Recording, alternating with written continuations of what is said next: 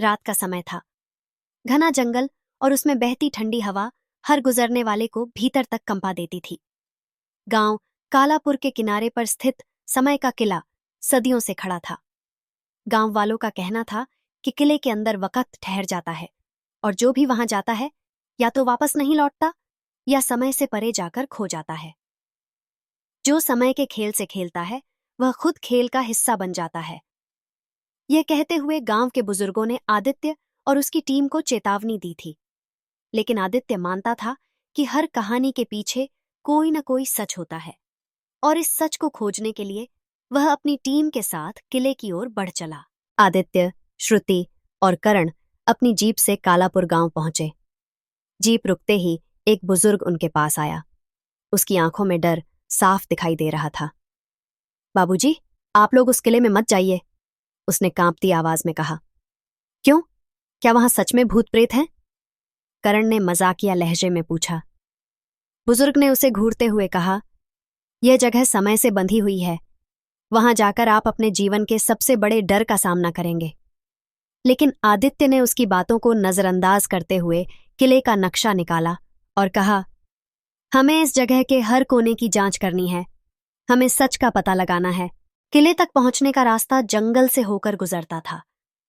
घने पेड़ों के बीच से आती अजीब सी आवाजें और रोशनी के टुकड़े टीम को बेचैन कर रहे थे। यह जगह कुछ ज्यादा ही शांत है, श्रुति ने कहा। करण ने मजाक में कहा, शायद जंगल हमें डराने की कोशिश कर रहा है। लेकिन आदित्य गंभीर था। उसकी आंखों में जिज्ञासा थी। वह जानता था कि यह सिर्फ एक पुरानी जगह नहीं, बल्कि एक ऐसा रहस्य था जो इतिहास को बदल सकता था। जब वे किले के सामने पहुंचे तो सभी के कदम अपने आप रुक गए। यह तो बहुत बड़ा है, करण ने कहा। किला अंधेरे में डूबा हुआ था। उसकी दीवारें काली और धूल से भरी हुई थीं, लेकिन उसके प्रवेश द्वार पर बना एक घड़ी का चिन्ह साफ दिखाई दे रहा था। श्रुति ने ध्यान दिया कि वह घड़ी रात के 12 बजे पर रुकी हुई थी।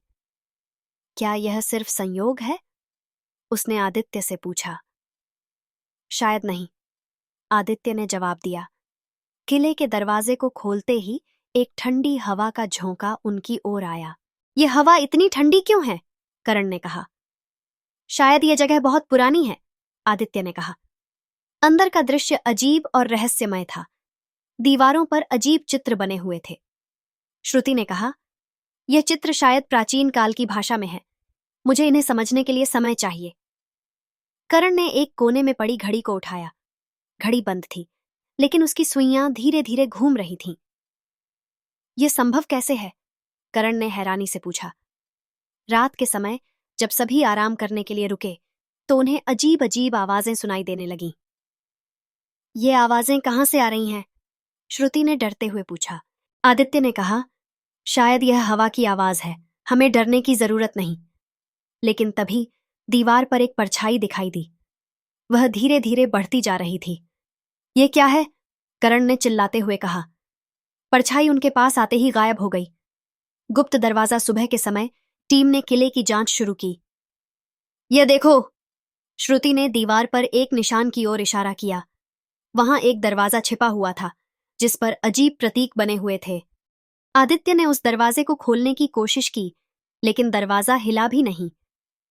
शायद यह कोई गुप्त दरवाजा है जिसे खोलने के लिए कोई खास चाबी चाहिए, श्रुति ने कहा। एपिसोड का अंत।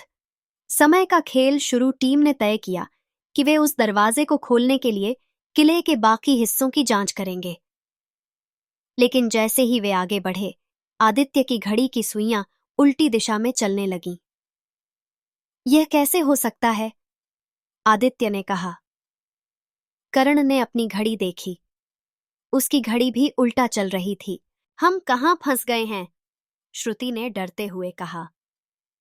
एपिसोड का अंत तब होता है जब आदित्य को एक और संकेत मिलता है जो कहता है, समय के खेल में जो भी हिस्सा लेता है वह खुद समय का गुलाम बन जाता है।